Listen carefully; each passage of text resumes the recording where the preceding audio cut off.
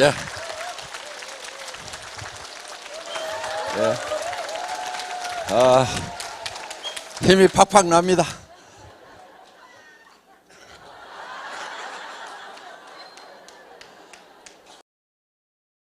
저희 회사의 창업 이념, 창업을 할 때 가장 기본적으로 제가 생각했던 부분이 첫째는 생존이라는 겁니다. 생존. 기업은 절대로 망하면은 안 됩니다. 반드시 살아 있어야 되는 거예요. 왜냐하면은 제가 한번 망해봤더니 이 망하는 것 자체가 범죄 이상의 어떤 피해가 발생을 하는 거예요. 그리고 경영자도 실패를 하게 되면은 사실은 범죄자 취급을 받습니다. 그래서 절대로 망하면은 안 되겠다. 그런데 망하지 않으려고 하면은 망하는 이유를 알고 있어야 되고, 그리고 거기에 대한 대비책을 가지고 있어야 된다 하는 거예요. 기업이 망하는 이유는 간단합니다. 비용 때문에 망합니다. 비용이 발생 안 하면은 그냥 문 열어놓고 그냥 계속 가도 돼요. 그런데 이 고정적으로 발생하는 비용 때문에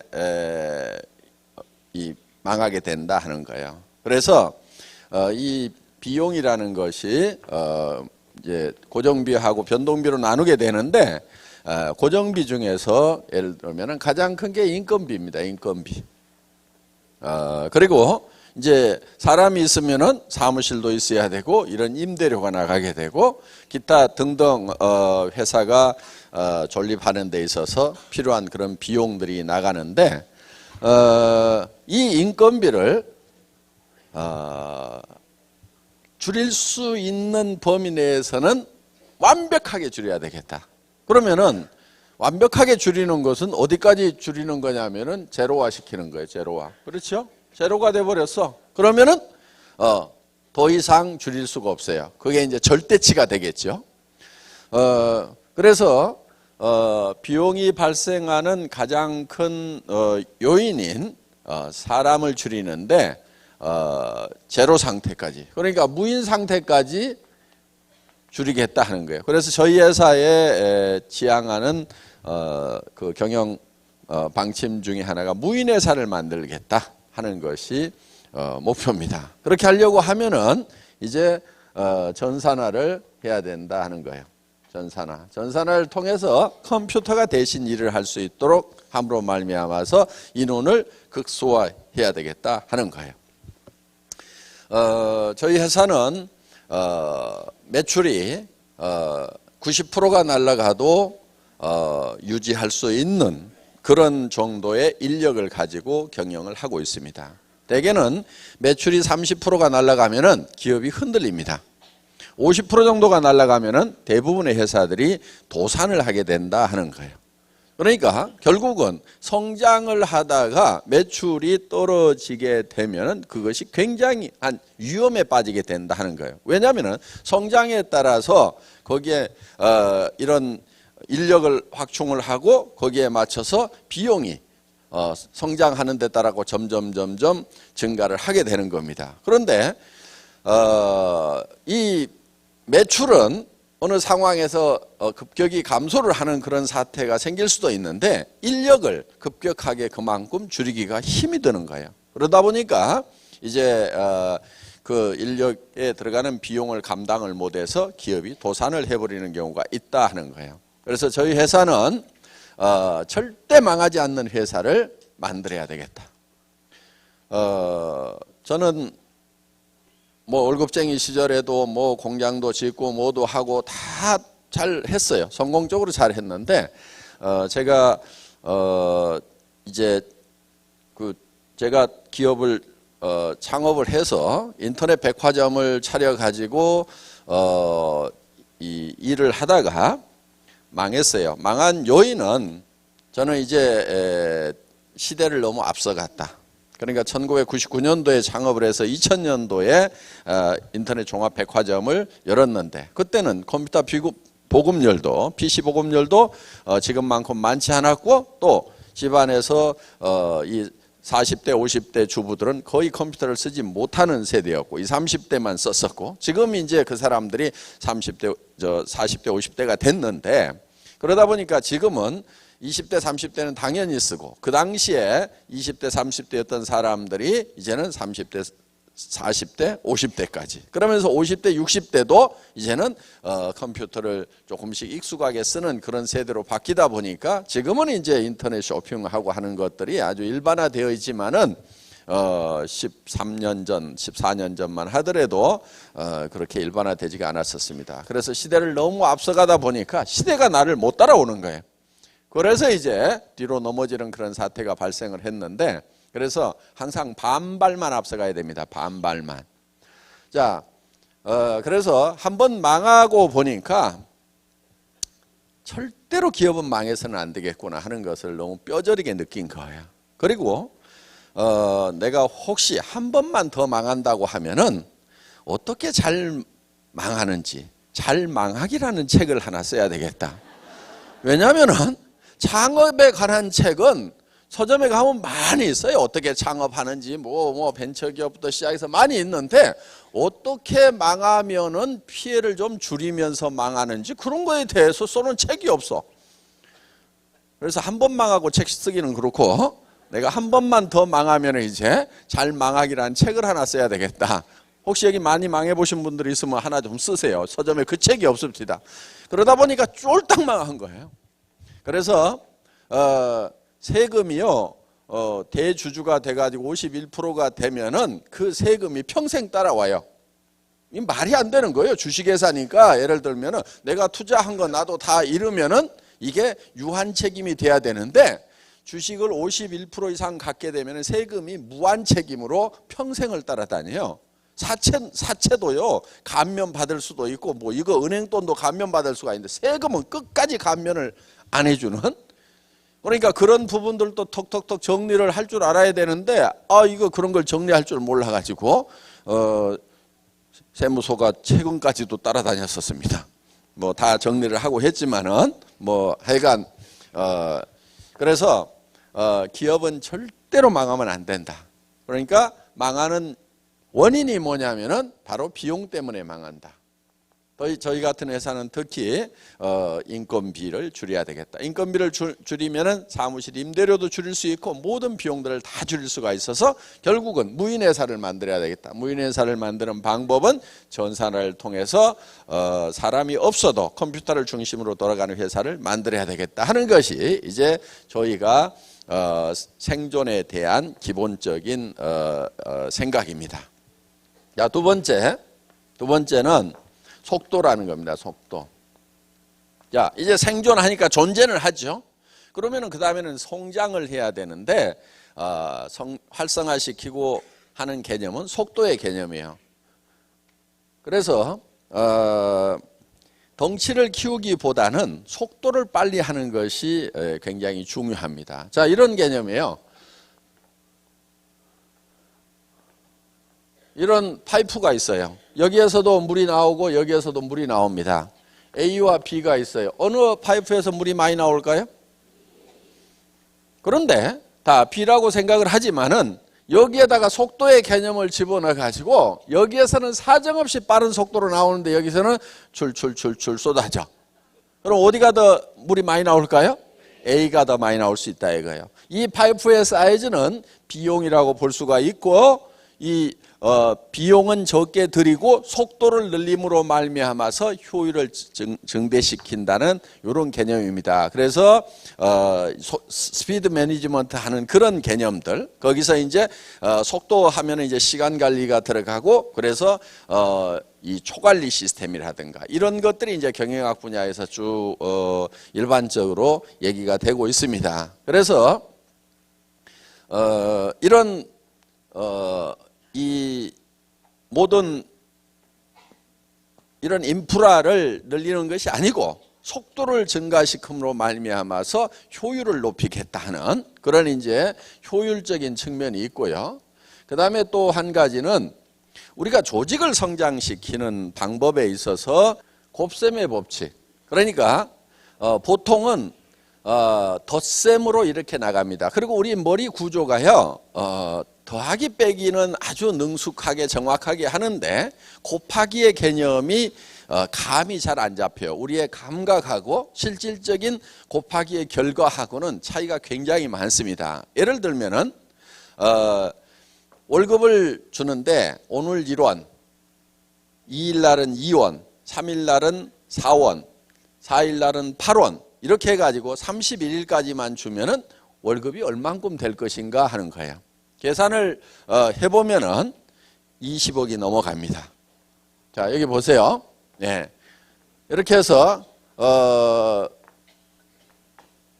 24일 되고 그 다음 장 하면은 31일 날 하루 받는 것만 누적해서 받으면은 이게 21억을 받게 된다 하는 거예요. 그러니까 우리가 생각할 때 오늘은 1원, 그 다음 날은 2원, 그 다음 날은 4원, 8원, 16원, 32원 뭐 이렇게 64원, 128원 이렇게 가면은 사실은 첫날 1원으로 시작했으니까 30일 돼봐야 뭐 몇백만 원 되겠지. 우리 머리는 되게 그렇게 생각을 밖에 감이 안 와요. 그런데 실제로 계산을 해보면은 31일 한 달만 그렇게 가더라도 20억이 넘는 돈이 발생을 한다 하는 거예요. 그러니까 우리의 사업의 성장 속도는 곱셈의 법칙이 적용이 되고 있다 하는 겁니다. 승수가 적용이 되고 있다 하는 거예요. 그렇기 때문에 우리 이덕우 총장님이 7천만 원 이상을 받는다고 하는데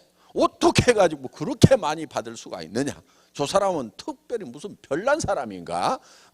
이건 뭐 밥을 안 먹고 다른 걸 먹고 사는 사람인가? 신기하게 느껴질 수도 있어요.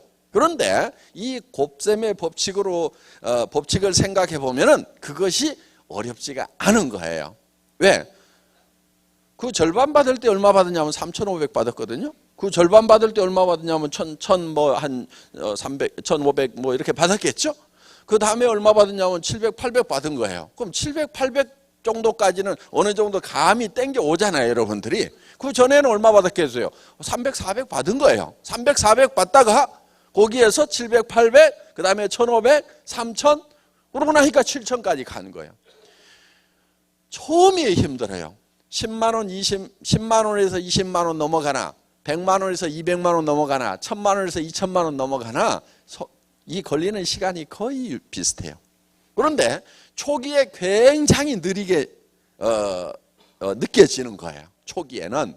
그렇기 때문에 우리의 사업에 성장하는 것은 곱셈의 법칙으로 성장을 하게 되어 있다. 이게 이제 이 계산이 잘 되는 머리를 가지고 있어야 됩니다. 그래서 뭐를 믿어야 되냐면 자기의 감각을 믿는 것이 아니고 이 수학이 계산해 놓은 이거를 믿어야 되는 거예요.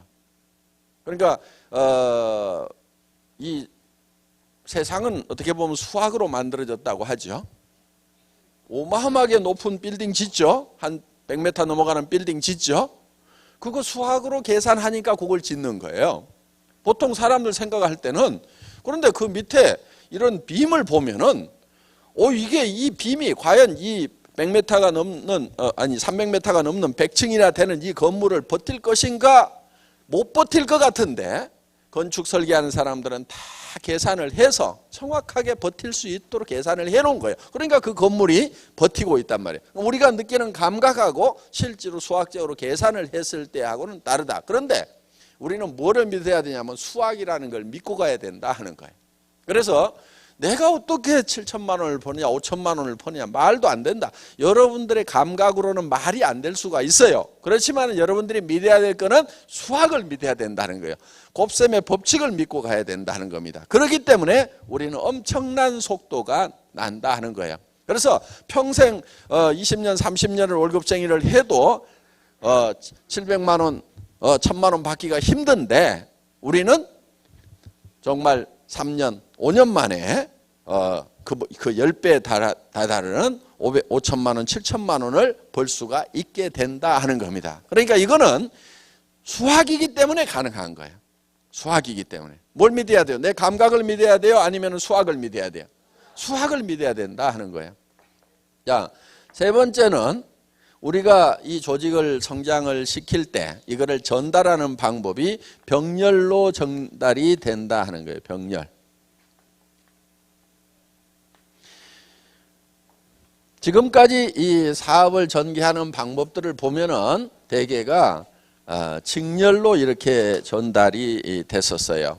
그러니까 내가 뭐를 배우고 그 다음 사람한테 배운 것을 또 가르치고 또 가르치고 또 가르치고 이렇게 해온 거예요. 그러다 보니까 이거를 배우는데 몇 달이 걸려요. 그래서 또 가르치고 이렇게 했는데 우리는 이거를 어떻게 하냐면은 동시에 가르치는 거예요. 동시에. 이게 이제 동시에 하는 것이 이런 세미나 시스템입니다. 자, 이번에 와서 들어봤죠? 이거를 배워가지고 그 다음 사람한테 자기가 가르치려고 하면은 6개월, 1년 들어야 됩니다. 그래도 안 되는 사람은 끝까지 안 돼요. 자, 그런데 내가 이달에 들어보고 야 이거 괜찮다. 그러면 다른 사람한테 뭐라고 얘기하냐면 가서 들어보자. 그럼 나도 아직 다 안 배웠지만은 그 사람도 같이 앉혀놓고 같이 또 복습을 하고 또 배우는 거예요. 그리고 그 다음에 또 데려와가지고 또 같이 배우고 이렇게 해서 거의 동시에 이 세미나라는 시스템을 통해서 병렬로 동시에 정보를 공급을 해주는 시스템이다 하는 거예요. 그 다음에 또 하나는 두 번째는 방송 시스템이에요. 방송 시스템. 우리는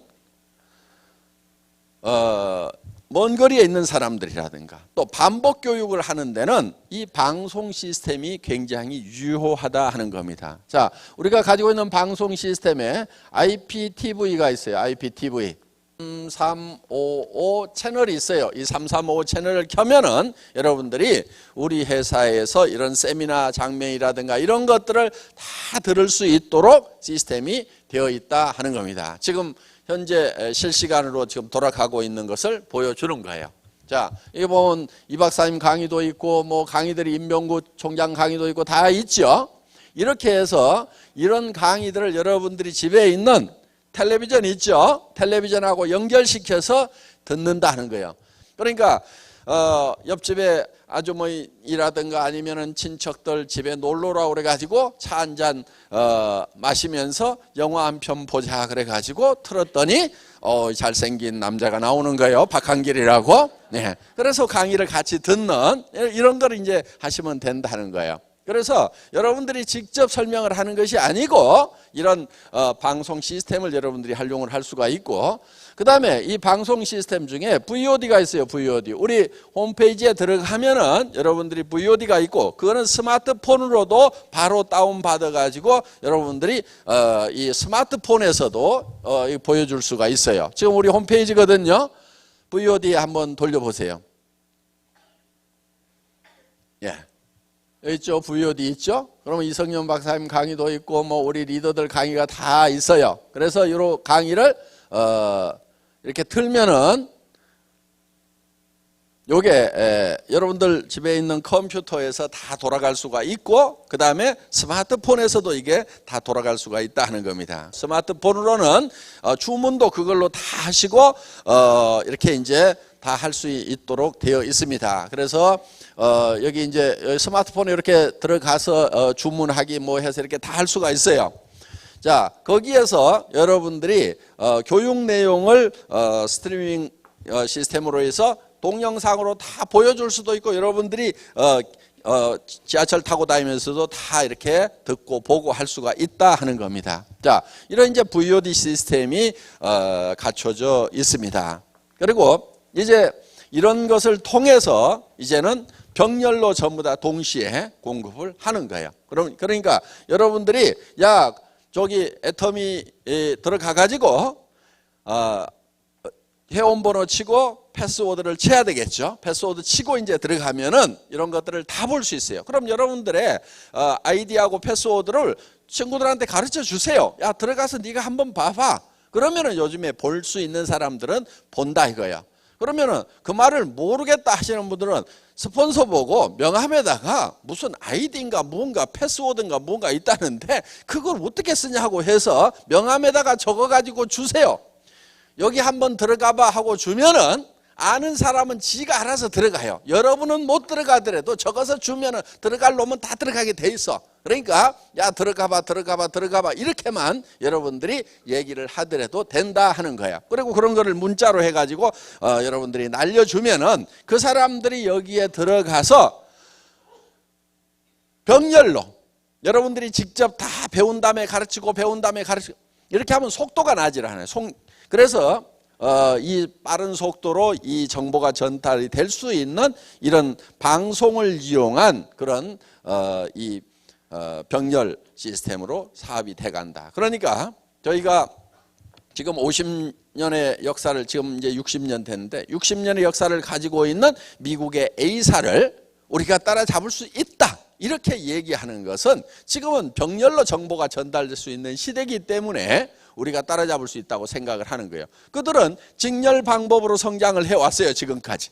그런데 우리는 병렬 방법으로 나가면은 그때는 누가 컨텐츠를 어떤 컨텐츠를 가지고 있냐 하는 것이 굉장히 중요한 거예요. 그런데 우리는 우리 회사의 사업 내용, 그게 이제 전달해 줄 정보 내용, 그게 컨텐츠인데 예를 들면은 우리는 그런 우수한 컨텐츠를 가지고 있어요. 자, 제품 품질이 좋죠? 가격이 싸죠? 그 다음에 회사의 이런 경영 철학이라든가 마인드가 확실하죠? 이런 것들을 전달해 줄 수 있는 내용들이 많아요. 그렇기 때문에 이런 정보 전달 시스템만 갖추게 되면 굉장히 빠른 속도로 우리가 기존의 업체들을 추월해 나갈 수가 있다 하는 겁니다. 그들이 예를 들어서 60년 걸린 것을 우리는 10년, 20년이면 따라잡을 수가 있다 하는 거예요. 자, 이렇게 해서 이런 방송 시스템, 이런 것들이 바로 병렬로 사업을 전개를 시키는 겁니다. 그래서 속도가 굉장히 빨라진다 하는 거예요.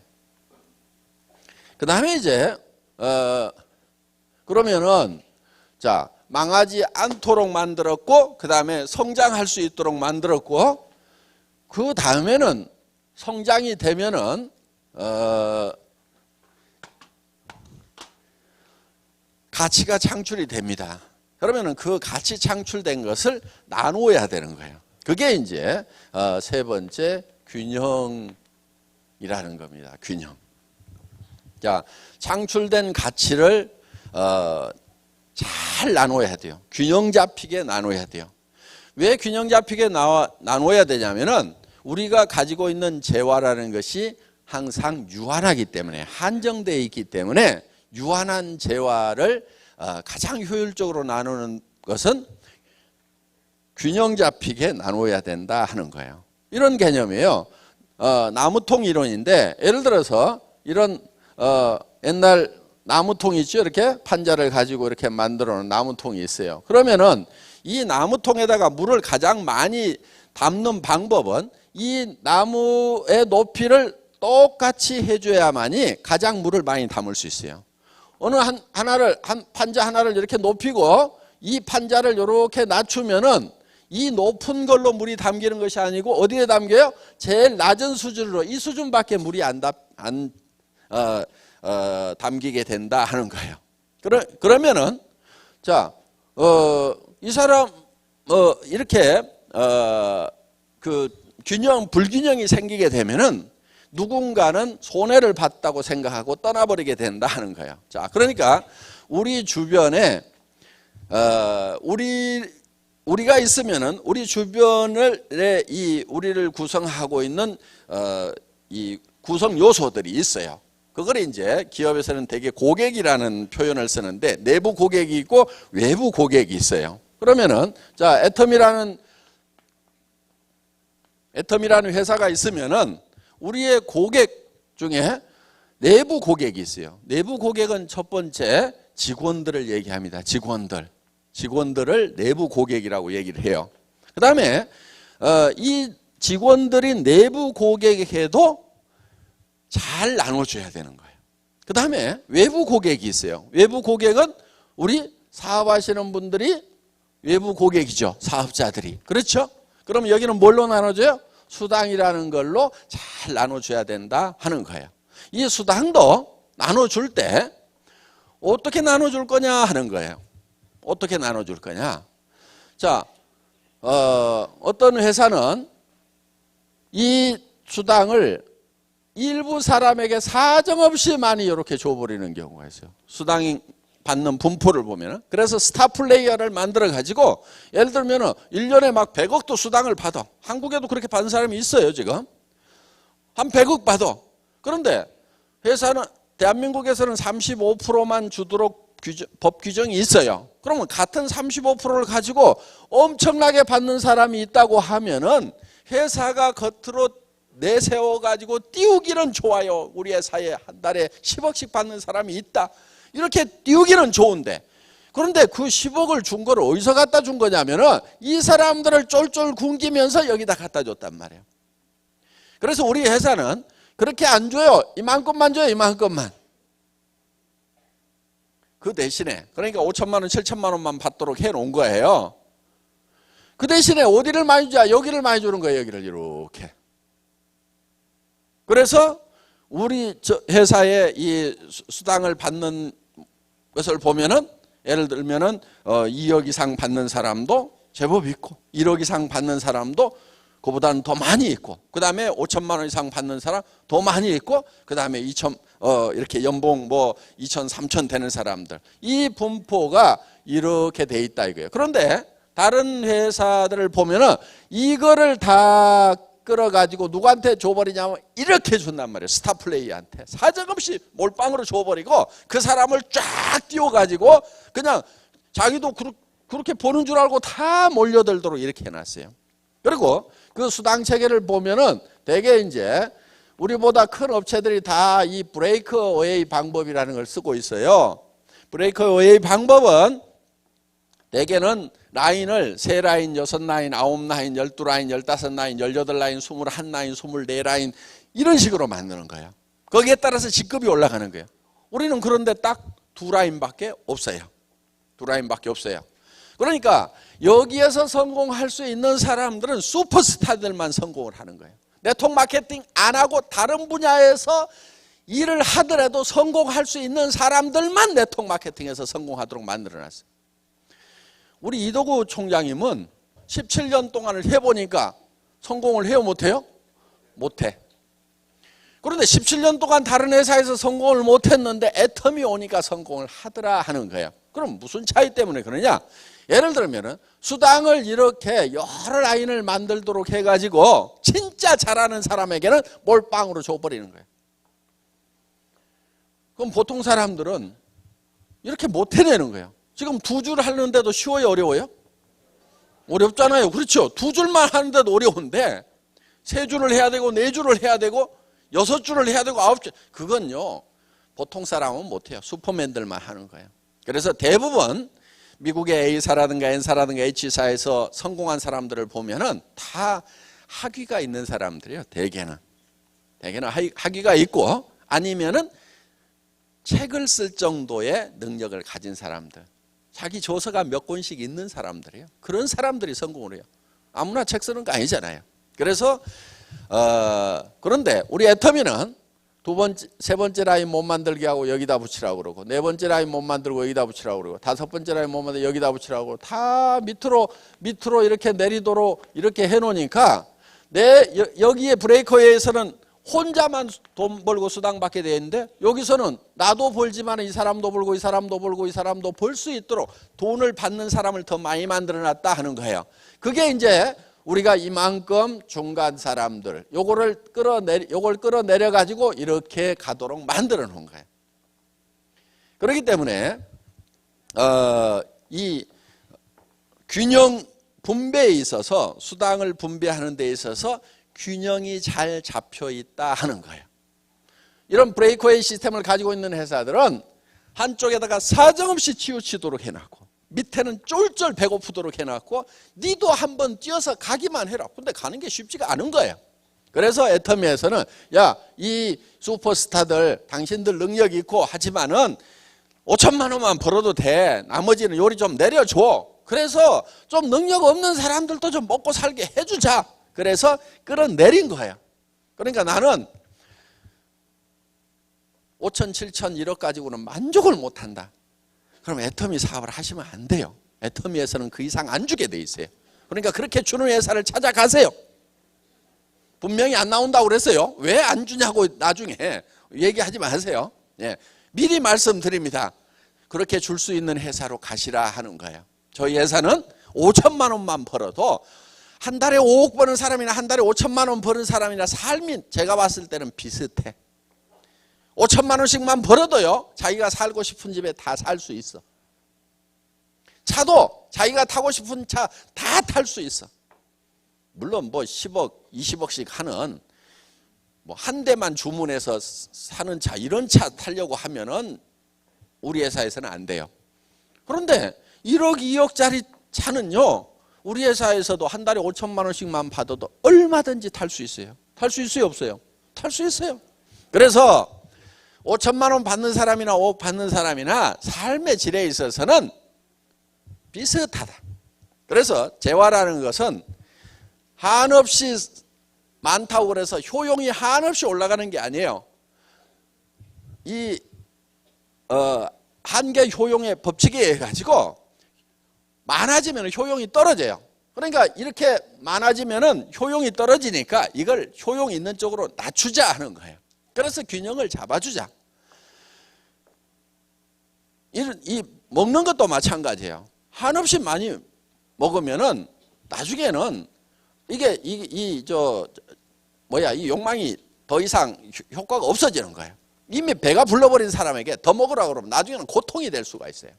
그래서 이 돈 버는 것도 없을 때 그때 가장 유용한 거예요. 저는요, 세상에서 제일 큰 돈이 300만 원이더라고요. 제가 살아오는 동안에 제일 큰 돈이 300만 원이었어요. 왜? 몸이 아프고 회사 망해가지고 월세방 살면서 제일 큰 돈이 300만 원. 지금은요, 그 당시에 300만 원을 쓰면서 고민하는 그때 저한테 줬던 스트레스 그 비중은요, 지금 1억을 쓰면서 의사결정하는 것보다도 훨씬 더 힘들게 의사결정을 해야 되는 거예요. 그러니까 지금 저한테 1억이 큰 것이 아니고 제가 월세방 살이 하던 시절에 300만 원이 지금 1억보다도 훨씬 더 큰 돈이에요. 여러분들도 마찬가지일 거예요. 지금 1억보다도 더 큰 돈이 생활비 300만 원이 훨씬 더 커요. 그러니까 여기에다가 효용이 낮은 쪽에다가 이렇게 쌓아놓을 것이 아니고 300만 원 벌 수 있도록 500만 원 벌 수 있도록 이쪽으로 내려주자 이거예요. 그러면은 우리가 가지고 있는 재화의 효용이 전체적으로는 올라가는 거예요. 이걸 극대화시킬 수 있는 거예요. 그래서 한쪽으로 쏠리는 것을 잡아줌으로 말미암아서, 균형을 잡아줌으로 말미암아서 우리 안에 쌓여 있는 재화의 효용을 극대화시키겠다 하는 것이 이제 이 수당 체계에 있어서도 균형 감각을 가지고 만든 거예요. 그래서 그 수당 체계 제가 만든 거예요. 어디 컨설팅 회사에 의뢰해서 만든 게 아니고 그거 제가 다 만들었어요. 여기 계산하는 거 설명을 해줘도 잘 이해가 안 가죠. 근데 제가 그걸 만들었다니까요. 그걸 처음 만든 사람이 저예요. 여러분들은 만들어 놓은 거 가지고 계산하는 거 배우는 것도 힘든데 제가 만들었어요. 그런데 저도 신기한 게 제가 수학은 당연히 못하고 산수도 잘 못하는 사람이에요. 그런데 하여간 그거를 만들었어. 죽고 살고 만든 거예요. 죽고 살고. 그 최종적으로 그거를 정리하는 그날 밤, 물론 이제 경험도 있고 뭣도 있고 그런 것들이 실질적으로 이 지식이 총망라돼가지고 그 다음에 각 회사에 전 세계에 있는 네트워크 마케팅 회사들의 모든 수당 체계가 머릿속에 다 들어와 있고, 그러니까 아메이 수당 체계 설명을 하면 제가 다 해요. 누스킨도 다 알아요. 호벌라이프, 선라이더, 국내 하이리빙 이런 수당 체계들, 그 다음에 각 바이너리 회사들의 수당 체계가 머릿속에 다 들어온 거예요. 들어와가지고 그리고 그거를 가지고 월급쟁이 경영자도 뛰고 뭐 실제로 하면서 뛰고 사업자로도 뛰고 해가지고 그 수당 체계가 머릿속에 완벽하게 정리가 됐어요. 그런데 이 브레이크웨이보다도 바이너리 시스템이 당연히 좋은데 문제는 뭐냐? 미국에서 이 바이너리 시스템이 가장 늦게 만들어진 시스템이에요. 그래서 이 바이너리 시스템이 한국으로 넘어올 때 문제점들이 다 잡히지 않은 상태에서 미완성 상태에서 넘어온 거예요. 그런데 그거를 저는 그 문제점들을 전부 분석을 해가지고 완벽하게 보완을 해놓은 것이 애터미 마케팅이고, 지금까지 우리 회사가 창업된 이래로 그 마케팅 플랜의 기본 틀이 전혀 바뀌지 않은 상태에서 그러면서도 N가라는 것이 유지가 되고 있다 하는 거예요. 그거 원래 떨어져요. 근데 제가 그거를 들여다보면서도 왜 안 떨어지지? 신기하네. 그 생각을 하는 거예요. 이거 누가 만들었지? 내가 만든 거 맞는데 왜 안 떨어지지? 조금 떨어지게 돼 있어요. 그게 앞으로 혹시 떨어져도 정상이라고 생각하시면 돼요. 지금 이렇게 7만 원씩 나오고 하는 거 있죠? 그게요, 이렇게 연간 매출액이 몇 천억 갈 때까지 안 떨어질 수가 없어요. 그래서 그거를 보면서도 야, 이걸 진정 내가 만들었단 말인가 하고 저도 감탄을 하고 있습니다. 자, 어떻든 이 마지막 날 밤에는 정말 2박 3일 동안 제가 한숨도 자지 않고 최종적으로 그 마케팅 플랜을 정리를 해가지고 이제 만들어 놓은 겁니다.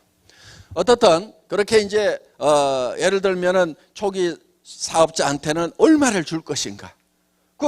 예를 들면 이 판매사 가는데 얼마죠? 250만 PV, 250만 PV죠? 이거를 200만 PV로 해가지고 또 시뮬레이션 해보고 150만 PV 해갖고 시뮬레이션 해보고 그 다음에 300만 PV 해갖고 500만 PV 해갖고 수도 없이 시뮬레이션을 해본 거예요. 지금은 250만 되어 있지만 이 숫자를 결정하기까지는 저는 모든 숫자가 다 들어가 있었어요. 그래서 그 다음에 250만 해가지고 판매사 가는 거하고 100만 해가지고 가는 거하고 100만이 더 좋을 것 같죠? 그런데 문제는 뭐냐? 나오는 수당은 그만큼 줄어드는 거예요. 그러면 여기서 도전을 할 만한 가치가 계단처럼 돼 있어야 돼요. 계단, 이렇게 계단이 있죠, 이게. 이 계단이라는 것이 너무 크면은 아이고 못 올라가겠다. 안 올라가.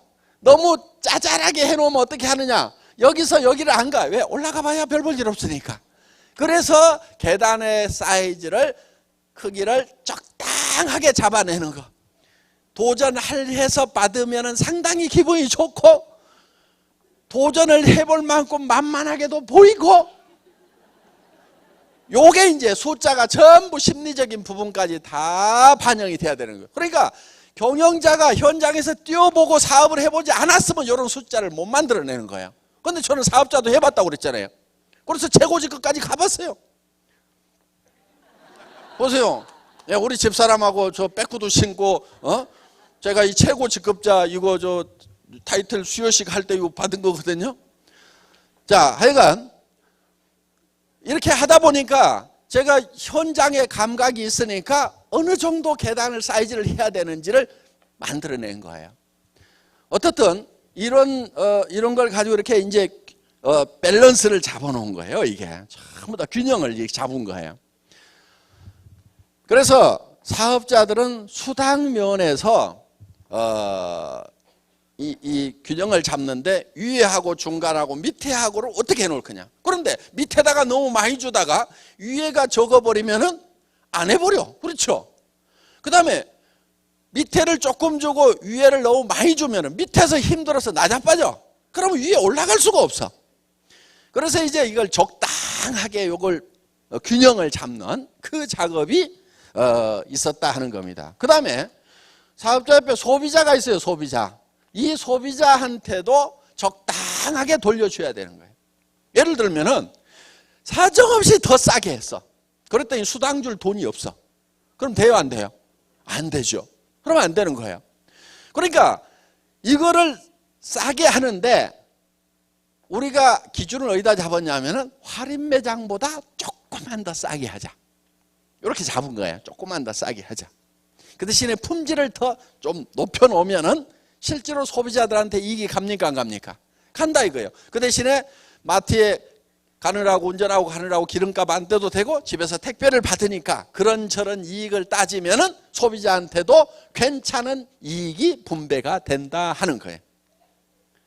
그래서 여기 있는 제품들을 보면은 가장 기본적으로 우리를 받쳐주는 것은 결국은 소비자예요. 그렇죠? 그런데 대부분의 네트워크 마케팅 회사들은 어떻게 하고 있냐? 소비자의 이익은 배제를 시켜버려요. 누구의 이익만 쫓고 있냐면 사업자 이익만 쫓고 있는 거예요. 사업자 이익만. 그래서 소비자들한테 팔려고 그러면 팔리지가 않아요.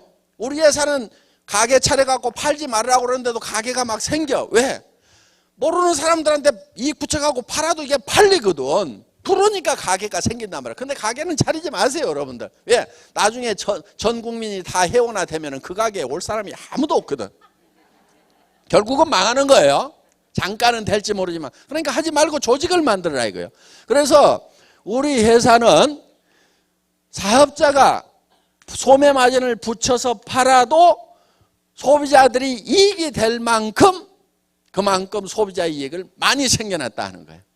그래서 우리 사업자들이 회원이 130만이 넘어갔다고 하지만은 실질적으로 대부분은 소비자들입니다. 소비자들. 그냥 물건만 쓰기 위해서 등록하고 회원 등록하면 싸게 쓸 수 있거든. 이러니까 등록한 사람들이 70% 80%예요. 그래서 소비자의 이익도 우리는 적당하게 잘 챙겨놨다. 여기에도 나눠준다 이거예요. 분배를 해주고 있다 이거예요. 자, 사업자한테도 수당이라는 거. 이건 35% 나눠주게 돼 있어요.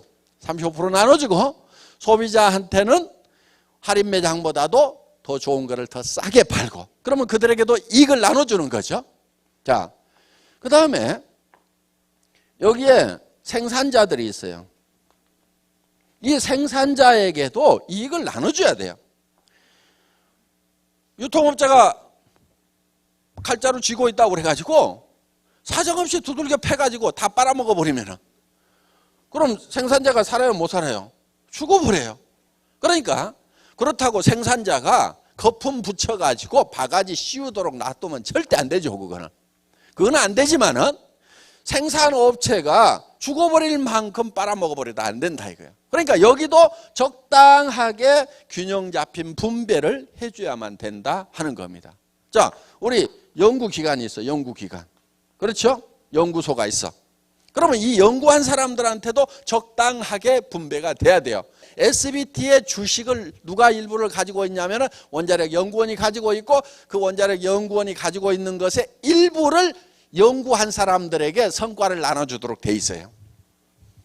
그래서 우리 회사가 잘 되니까 해모임을 연구했던 사람들, 그 연구진들도 노후 대책이 될 만큼의 배당을 받아요. 그러니까 그런 사람들을 보니까 또 옆에 있는 연구원들도 나도 더 열심히 연구를 해가지고 내가 퇴직을 하더라도 이걸 받을 수 있도록 해야 되겠구나.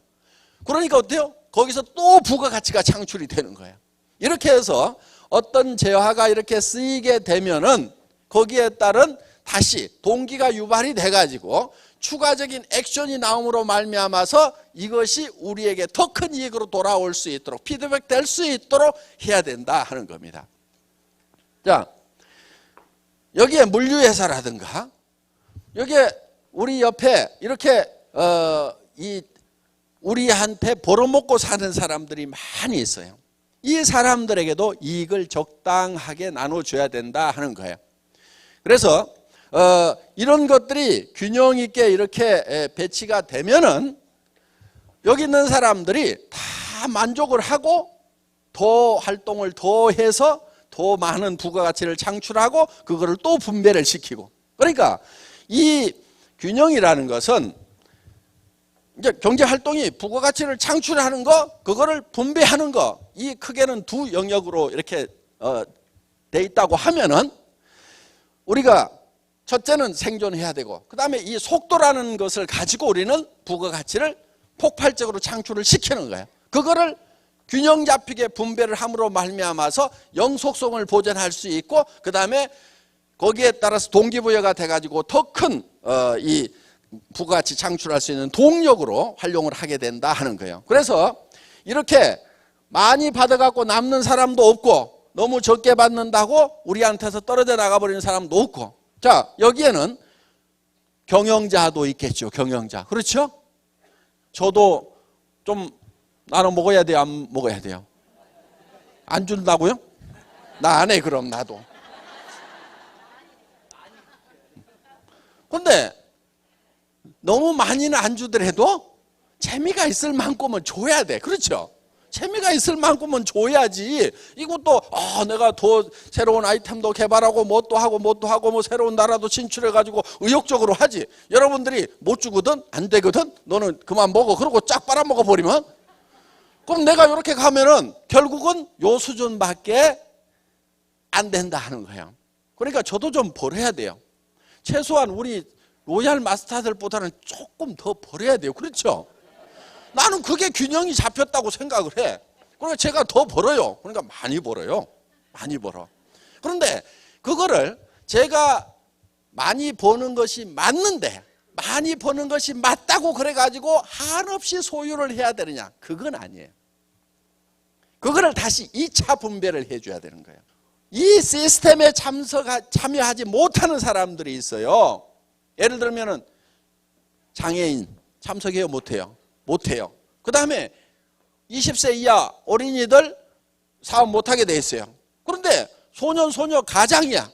그 다음에 연세가 너무 많으셔가지고 여기까지 오시지도 못하는 노인네들도 있어.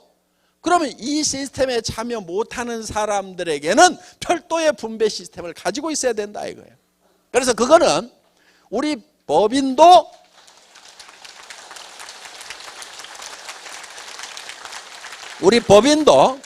그 시스템에 참여를 할 거고, 저도 개인적으로 보는 거 있죠. 배당도 받고 뭐도 할 거 아니에요. 월급도 받지만은. 그러면 거기에 대해서 또 다시 제2차적인 분배를 할 수 있는 시스템을 갖춰야 된다 이거예요. 그렇지 않으면 제가 1%가 돼버려요. 1%. 그럼 99%부터 지탄을 받는 대상이 돼버릴 수가 있다 하는 거예요. 그런데 이거를 열심히 나누면은 어때요? 존경받는 사람이 될 수가 있다 이거예요. 부자면서 존경까지 받을 수도 있다 이거예요. 그러니까 여러분들이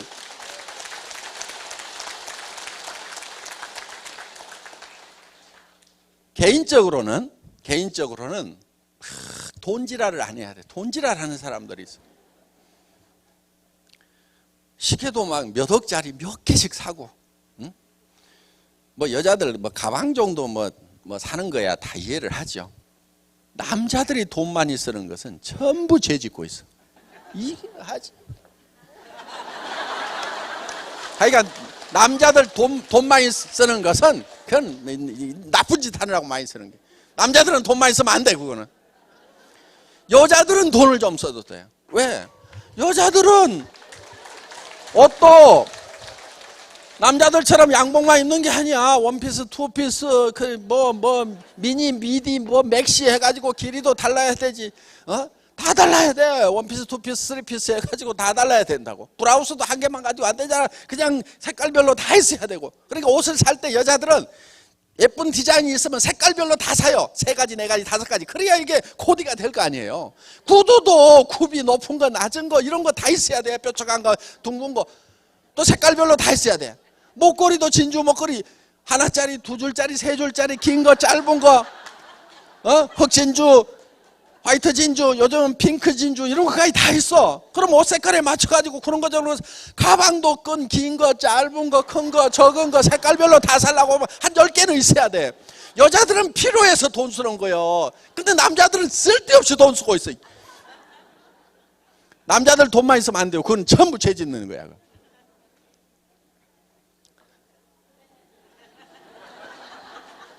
그래서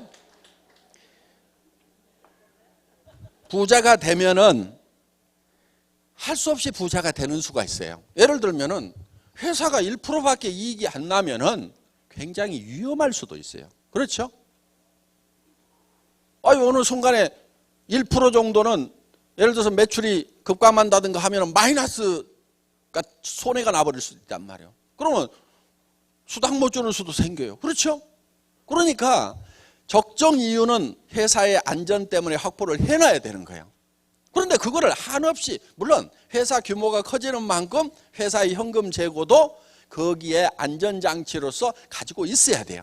그걸 가지고 있어야 되는데 회사는 예를 들어서 몇 천억 하는데 예를 들어 갖고 몇십억도 없어 가지고 그러면은 순식간에 어떤 위험이 왔을 때 거기에 대처할 수 있는 능력이 회사가 떨어져 버린다 이거예요. 그러니까 어느 정도 현금도 보유를 하고 있어야 되는 거예요.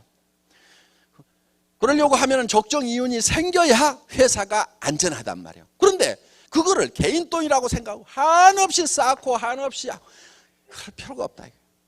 그래서 일정한 금액 이상이 되는 부분에 대해서는 그거는 흘러 넘쳐 가지고 다른 쪽에 또 분배가 2차적인 분배가 돼야 된다. 그래서 제일 좋은 분배는 이 우리 애텀이라는 회사의 기업 시스템 안에 들어와 가지고 활동을 하면서 역할을 하면서 여기에서 자기 몫을 분배받아가는 것이 제일 좋아요. 좋고 그 다음에 할 수 없이 커졌어. 그러면 거기에 대해서는 2차적인 분배를 해서 주변에 또 안전장치를 마련해 놔야 된다. 애텀이 사업하는 사람만 무지무지하게 부자고 못하는 사람들은 쫄쫄 굶고 있고 맨날 다 거지돼 있으면 그 살기 좋겠어요? 그래서 그 사람들에게도 뭔가 사회적으로 돌아가는, 그러니까 여기에는 뭐도 있냐면은 국가도 있어요. 국가. 그렇죠? 국가에도 우리가 배분을 해야 돼. 근데 사실 좀 많이 해놨더만 보니까. 왜? 안 낼 사람들까지 대비해가지고 해놓은 것 같아. 그래서 정직하게 내다 보니까 아이고 숨이 턱턱 막힐 때가 있어. 예, 좀 많아 이게. 그래도 내가 이거를 가지고 2차 분배를 하려고 하면 나도 힘든데 국가가 알아서 분배를 하겠다고 그러니까 그냥 거기다가 주고 그냥 마음 편하게 살자. 어차피 내가 들고 또 나눠주러 다니느니 국가한테 맡기자. 그러니까 신간이 편해. 그래서 우리 리더분들도 세금 절대 빼먹지 말고 많이 내세요. 이렇게 해서 분배가 잘 되면은 우리가 가지고 있는 한정된 재화의 효율이 극대화되는 거예요. 그러면은 이게 전체가 계속해서 발전을 하는 거예요. 근데 이게 언밸런스가 져가지고 어느 놈이 너무 많이 빨아먹어 버린다. 예를 들면 사업자 중에서 사업자가 사정없이 세가지고 많이 빨아가 버리는 경우도 있어요. 가부와 가지고 어떤 식으로 빨아가냐면은 사업자 협의회가 회사에 납품 공급권을 가져. 그거 안 주면 우리 다른 회사로 가겠다. 그러면 경영자가 그걸 주라고 그래. 그러면 수당은 35% 이상 못 주니까 납품하면서 거기서 기업을 하나 차려가지고 여기 통과시키면서 이렇게 해가지고 사업자들이 이익을 남겨먹는 이런 수법들 내가 알아. 어떤 회사가 했는지 안단 말이에요. 이런 거 못하게 하는 거예요. 그러니까 우리 회사는 예를 들면은 그런 거를 요 회장도 할 수가 있어요. 그렇죠?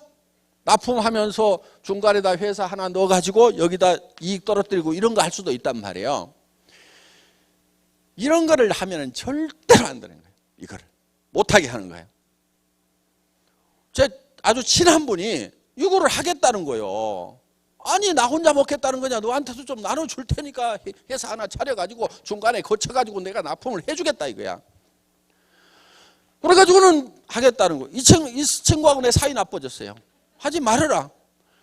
그런데 쟤 변했다 이거야. 쟤 변했다 이거야. 어차피 금 받고 하는데 자기가 좀 여기서 해가지고 같이 나눠 먹자는데 얘가 나빠졌다는 거예요. 제가 나빠졌어요? 안 나빠진 거예요. 그래서 너하고 사이 안 좋다네요. 안 좋아졌어. 내가 이렇게 얘기했어. 그거 네가 그거 하면은 내 동생들이 가만히 있겠냐? 그렇죠? 삼촌이 가만히 있겠냐? 조카들이 가만히 있겠냐? 어이 큰아버지 작은아버지 나도 좀 해먹읍시다 하고 벌떼처럼 달라들 건데 누구는 해주고 나는 안 해주냐고. 너하고 원수 안 되려고 내가 이걸 해주면은 주변에 있는 사람들하고 다 원수 된다 이거야. 그러니까 이런 걸 하면 안 되는 거예요. 사업자분들도 뭐 아이템 가져가지고 중간에서 마진 남겨 먹으려고 하는 사람들이 있어요. 그거는요 될 일도 안 돼. 그렇게 하면은 안 해버려. 그거는 제가 꼬라지가 있어요. 꼬라지란 말 하는가 모르겠다. 그런 건 절대로 안 해요. 그런 거는 제가 일부러 그 아이템 안 실었으면 안 실었지 그런 시스템은 절대 안 만들어요. 그러니까 여기에서 역할이 없는데 이 부가가치 창출을 못하는 그런 데다가 누수되는 거, 이거를 철저하게 막아야 돼. 첫째는 막아야 돼. 그 다음에 균형 잡힌 분배를 해줘야 된단 말이에요. 그러니까 여기에서 어떤 역할을 하느냐에 따라 가지고 하는 만큼 그만큼을 적당하게 줘야만이 이 효용이 극대화가 될 수가 있다 하는 거예요. 그런 측면에서 지금 우리는 이제 균형이라는 것을 생각을 하고 경영을 하고 있다 하는 겁니다. 수고하셨습니다.